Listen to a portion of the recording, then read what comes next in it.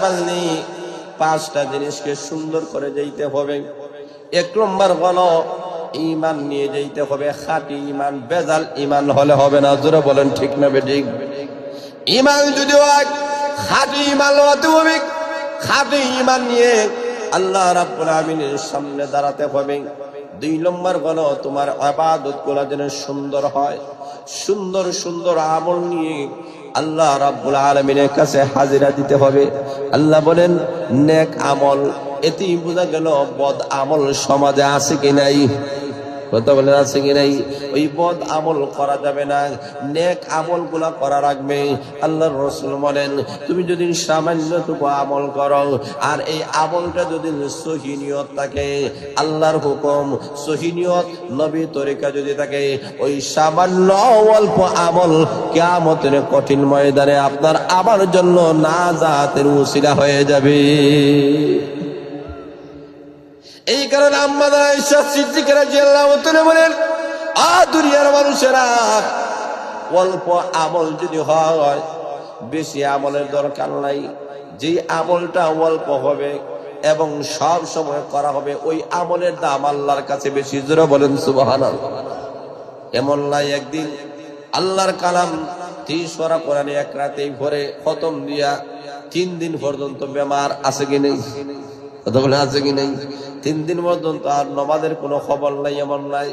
বরং নফল আমল হোক, যে কোনো আমল হোক, সামান্য আমল করবেন, নিজের সুস্থতার দিকে লক্ষ্য করে সামান্য আমল করবেন, কিন্তু এই আমলটা যেন ধারাবাহিক থাকে, সব সময় যেন করা হয়, সব সময় যেন আমল জারি থাকে। আপনি যে কোরআন তেলাওয়াত করেন প্রতিদিন কোরআন তেলাওয়াত করুন। বেশি যদি না পারেন কমপক্ষে 1 রুকু 2 রুকু অথবা 1 পৃষ্ঠা 2 পৃষ্ঠা করে তেলাওয়াত করুন। প্রতিদিন সারা মাস আপনি তেলাওয়াত করবেন। 1 মাসে 1 দিন করবেন, আর বাকি দিনের খবর নাই এমন নয়। সামান্য আমল হোক, ধারাবাহিক ভাবে আপনি করবেন। ওই সামান্য আমলের দাম আল্লাহর কাছে বেশি। জোরে বলেন ঠিক না বেঠিক? এই কারণে আল্লাহ বিশ্বনবী রাহমাতুল আলামিনের কাছে একজন কৃষক আসিয়া বলে, ইয়া রাসূলুল্লাহ, ইয়া হাবিবাল্লাহ, আল্লাহর নবী গো, আমি কৃষক মানুষ, আমি বেদুন মানুষ, আমি কাজ করে আমার জীবন অতিবাহিত করি। আগে নবীজি, আপনি নবী দরবারে আসলাম, এমন কিছু নেক আমলের কথা আপনি বলুন, যে নেক আমল করলে আমি সহজে আল্লাহর তৈরি জান্নাতের মেহমান হতে পারি। আল্লাহ রাসূল সাল্লাল্লাহু আলাইহি সাল্লাম তার অবস্থার দিকে লক্ষ্য করে আল্লাহর রাসূল ডাক দিয়ে বলেন, তাহলে তোমার জন্য কিছু আমল বলে দেই। কি আমল? বলে ঈমান সর্বপ্রথম রাখতে হবে, 2 নম্বর 5 বেলা নামাজ পড়তে হবে, 3 নম্বর রমজান শরীফে রোজা রাখতে হবে, 4র্থ নম্বর তুমি যদি সামর্থ্য থাকে যাকাত দিতে হবে, তোমার সামর্থ্য থাকলে তুমি হজ করবা। আর বেশি আমলের দরকার নাই, ওই আমলগুলা করবা। আল্লাহ রাব্বুল আলামিন ওই আমলের কারণে তোমাকে জান্নাতের মেহমান বানায়া দিবে। ওই সাহাবী বলেন, ইয়া রাসূলুল্লাহ, ইয়া হাবিবাল্লাহ, আপনি নবীজি, আপনি যে সামান্য আমলের কথা বলেছেন, আগে নবীজি এতটুকু আমার ক্যাপাসিটি আছে। নবী গো, আমি আর বেশি বাড়াতেও পারবো না, আর যতটুকু আপনি নবী বলেছেন এর থেকেও আমি ক্ষমাবো না। আল্লাহ রাসূল বলেন, যাও, আমি রাসূল তোমাকে এই নির্দেশনাই দিলাম। তখন ওই সাহাবী ওই আমলগুলা শুধুমাত্র করলেন আল্লাহ রাসূল সাল্লাল্লাহু নির্দেশ অনুযায়ী। ওই সাহাবী যখন যাওয়া শুরু করেছেন, আল্লাহ রাসূল বলেন, ওরে আমার সাহাবায়ে কেরাম, তোমরা যদি দুনিয়া থাকা অবস্থায় কোন জান্নাতি সাহাবী যদি দেখতে চাও, ওই লোকের দিকে তাকাইয়া দেখো। জোরে বলেন সুবহানাল্লাহ। তাহলে লক্ষ্য করে দেখেন, সাধারণ একজন কৃষক মানুষ, সাধারণ দিন মজুরি একজন কাজ করেওয়ালা, ওই সাহাবী সামান্যটুকু আমল নিয়ে গিয়েছেন, সামান্য আমলের কিছু কিছু দিক নির্দেশনা নিয়ে গেছেন, প্রশিক্ষণ নিয়ে গেছেন, ওইগুলা করবেন, আল্লাহর তৈরি জান্নাতের মেহমান হয়ে যাবেন। তাহলে রাসূল বুঝাইয়া দিলেন, সামান্যটুকু আমল করো, ওই আমলটা যেন ভালো হয়। জোরে বলেন ঠিক না বেঠিক? এই কারণে ইসলাম বলেছে, তুমি যে আমলগুলো করবা, সর্বপ্রথম আল্লাহর ফরজ যে বিধানগুলো আছে, ওই ফরজ গুলা গুরুত্ব সহকারে আদায় করবা। আল্লাহ কিছু বিধান দিয়েছেন ফরজ, আল্লাহ কিছু বিধান দিয়েছেন ওয়াজিব, কিছু বিধান সুন্নত মুআক্কাদা, কিছু বিধান সুন্নত জায়েদা, কিছু বিধান মুস্তাহাব। জোরে বলেন আছে কি নাই? এই কারণে ফরজ যে আমলগুলা আছে ওই আমলগুলা কখনো ছাড়া যাবে না। ফরজ আমলগুলা গুরুত্ব সহকারে আদায় করবেন, ওয়াজিব আমলগুলা গুরুত্ব সহকারে আদায় করবেন, সুন্নত মুআক্কাদা গুলা গুরুত্ব সহকারে আদায় করবেন, সুন্নতে জায়েদা ও তোমার নফল আমলগুলা যদি করেন সওয়াব আছে, না করলে কোনো গুনাহ নাই। জোরে বলেন ঠিক না বেঠিক? আপনার ফরজ যদি ঠিক থাকে তাহলে আপনি কিয়ামতের কঠিন ময়দানে আল্লাহ রাব্বুল আলামিনের কাছে আপনি নেকদার হিসেবে দাঁড়াইতে পারবেন। আল্লাহ নেক আমল নিয়ে তোমার দরবারে হাজিরা হয়েছে। জোরে বলেন ঠিক না বেঠিক?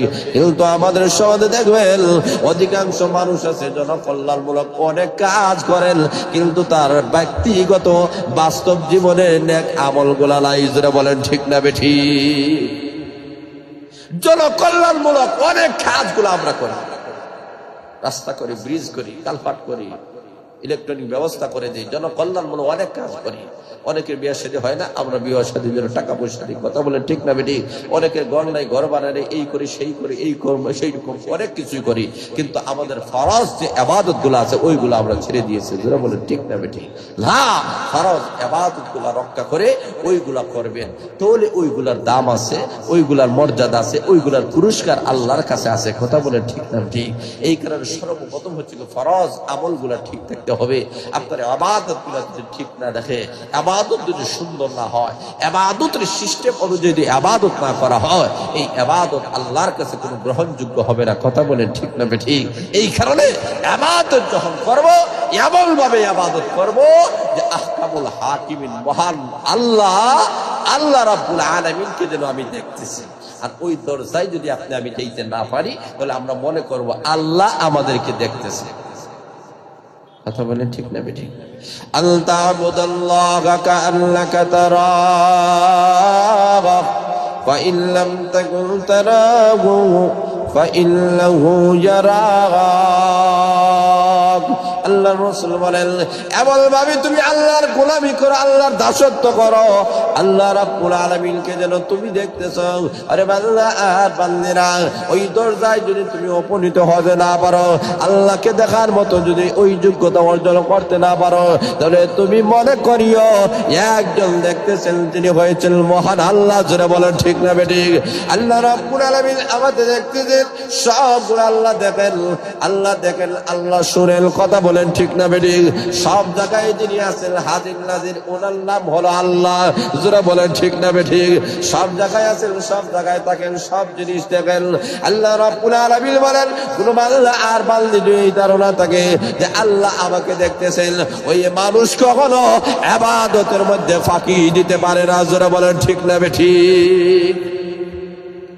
ঈমানের পরে ইবাদত, ইবাদত যেন সুন্দর হয়, সুন্দর ইবাদতটি আল্লাহর কাছে দিতে হবে। 3 নম্বর হলো মুআমালা, লেনদেন যেন সুন্দর হয়। আমাদের সমাজে অনেক মানুষ দেখবেন ইবাদত ঠিক আছে কিন্তু লেনদেন ঠিক নাই। জোরে বলেন ঠিক না ঠিক?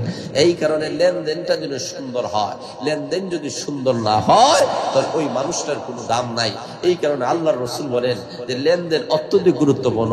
সম্পদ কিভাবে তুমি আমদানি করছো, সম্পদ কিভাবে ব্যয় করছো, কিয়ামতের কঠিন ময়দানে আল্লাহ যে 5টা প্রশ্ন করবেন, 5টা প্রশ্নের মধ্যে 2টা স্পেশাল প্রশ্ন হলো সম্পদ কিভাবে আমদানি করছো, সম্পদ কিভাবে ব্যয় করছো। জোরে বলেন ঠিক না বেঠিক? তাহলে সম্পদের হিসাব আছে কি নেই? কথা বলেন আছে কি নাই? আজকে তুমি তোমার একটা সাইনের মাধ্যমে অন্যের সম্পদ যদি দখল করো, অন্যের জায়গা যদি দখল করো, আজকে তোমার দুদিন অন্যর জিনিস যদি তুমি অন্যায় ভাবে গ্রাস করে ফেলো, আজকে সামান্য কিঞ্চিত পরিমাণ জায়গা তার দখল করছো, কিয়ামতের কঠিন ময়দানে 7 আসমান আর 7 জমিন সবগুলাকে তোলে তোমার মাথার উপরে দেওয়া হবে। জোরে বলেন ঠিক না ঠিক? অতএব এই দুনিয়া থাকা অবস্থায় মানুষের সম্পদ যেন গ্রাস করে ফেলো না। মানুষের সাথে যখন লেনদেন করবা, লেনদেন যেন সুন্দর হয়, লেনদেন যেন ভালো হয়, আমার অন্তরিতা রক্ষা করে জীবনটাকে সুন্দর করে চালাও। তোমার জীবন এমন ভাবে তোমার জীবনটাকে তুমি চালাও যে মৃত্যুর সময় প্রত্যেকটা মানুষ তোমার জন্য কাঁদবে আর তুমি হেসে হেসে আল্লাহর জান্নাতের মেহমান হয়ে যাইবা। এই কারণে জীবনটা সুন্দর দরকার, জীবনকে সাজানোর দরকার। জীবন হলে তো হবে না, এমন একটা জীবন দরকার যে জীবনটা আমার পরিষ্কার পরিচ্ছন্ন, যে জীবনের মধ্যে আমার হিংসা নাই, বিদ্বেষ নাই, পর নিন্দা নাই, অন্যকে নিয়ে সমালোচনা নাই, আর গীবত নাই, শেকায়ত নাই। আমার জীবনটা পরিপূর্ণ সুন্দর, নসরে মুতমাইন্না, এমন একটা অন্তর আমাদেরকে বানানোর দরকার।